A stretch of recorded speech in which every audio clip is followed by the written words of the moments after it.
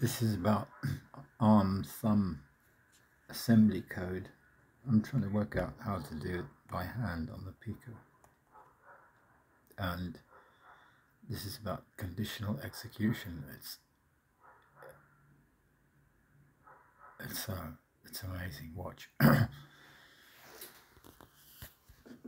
We go to the if-then instruction. This is actual on ARM sum1 T1 encoding. This is an actual instruction that the CPU picks up,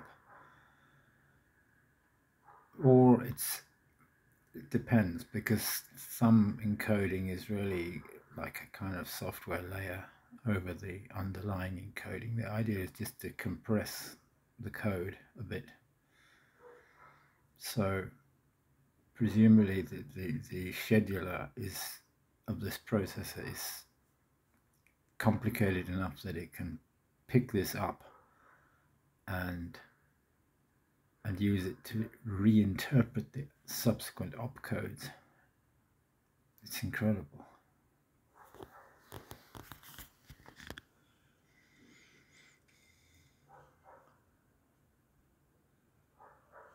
If-then makes up to 4 following instructions called the if-then block, conditional.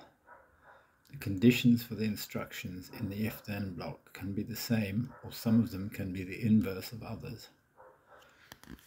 So you can decide what's then and what's else.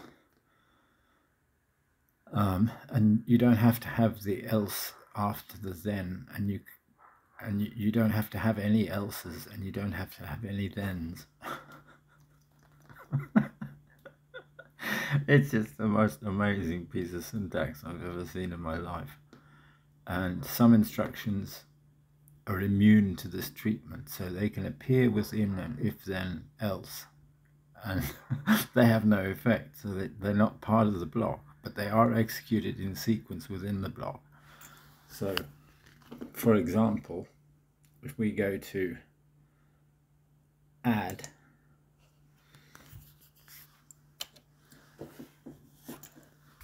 the add s instruction is outside the if-then block. So it just doesn't happen. According to there's this thing called the if-then state, the it state, that the decoder maintains as it's going through this. And if you put an S after the add instruction, then none of that shit happens. And it is all explained. It's absolutely clear as day. If you go to this incredible piece of it's a Stack Overflow question, that one there. How can I put some conditional instruction into it block? The guy had a piece of code which actually is valid code, but for a non-thumb instructions, this is valid code. But if you're writing it on the thumb one, you've got to put in. I mean, his assembler seemed to insist on having the it, and the guy has answered, and he said, well, the it that you need is if then else else.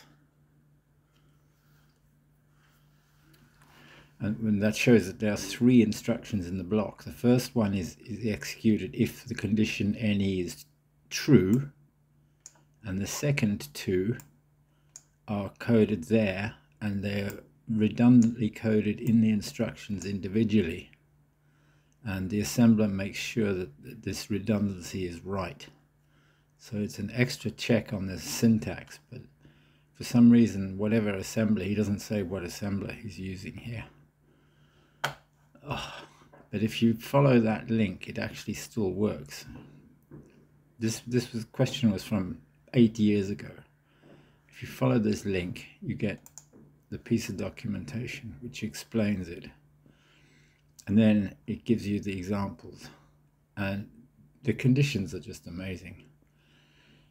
these you can't do inside that, but others you can do, and they don't have any effect.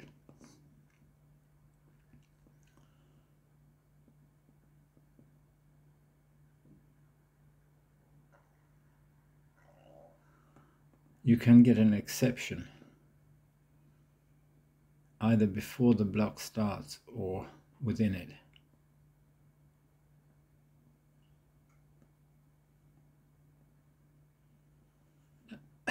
This says this 16-bit instruction is available on ARM blah blah and above. In ARM code, it is a pseudo instruction that does not generate any code. ARM code does not include ARM thumb code. You have to just know that. So here they say, here they give the example of add s.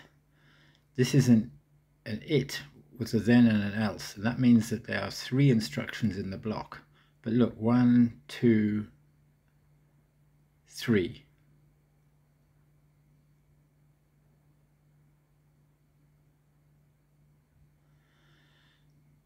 The first one is an NE because it's an if then, and it's a then E, then else. The TE is the mode, so it's a then else, so it's positive and inverted.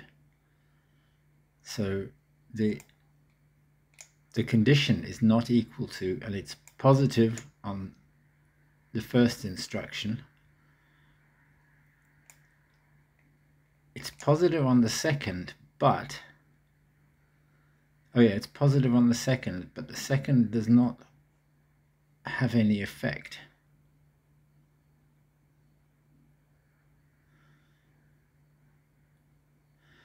And therefore,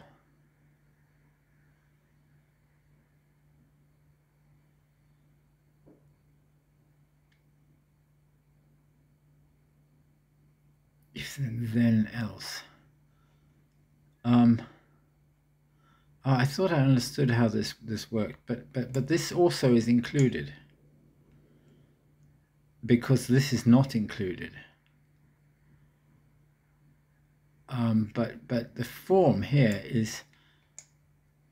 has 2 letters afterwards, which means that the first one is implied and the second 2 are positive and then negative. So yeah, the NE applies to that, the T applies to that, and the E applies to that.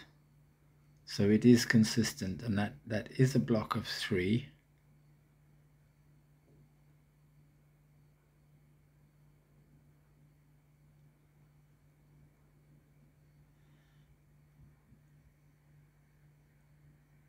No, now I don't understand it. I thought I understood it, now I don't understand it. Sometimes you can use it for other effects. It has some strange side effects. So in this case, somebody's using it with the all condition, which means it always applies. It's true or false, it doesn't care. It's like a Boolean wildcard. The reason you might want to do that is that under this mode, the addressing range of immediate the range is extended, so sometimes you can do things like jump. You can jump a bit further from inside one of these than you can from outside because of the other effect it has on the encoding.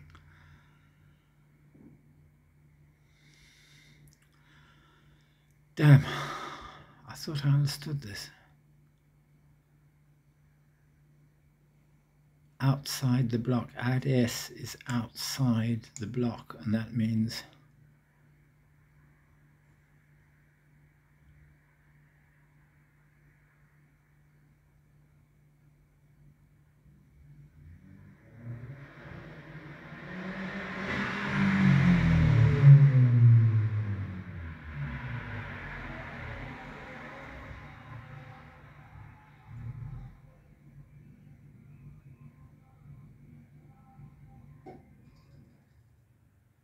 so that's the only positive one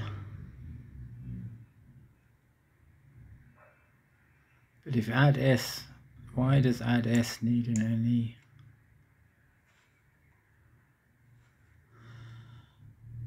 Here's another example of a skip. A breakpoint instruction. So this is an if then. So both instructions are on the same condition, equal. So the first one is, this is outside, it always executes, so it not affects, and this is the second. So although this has only one flag,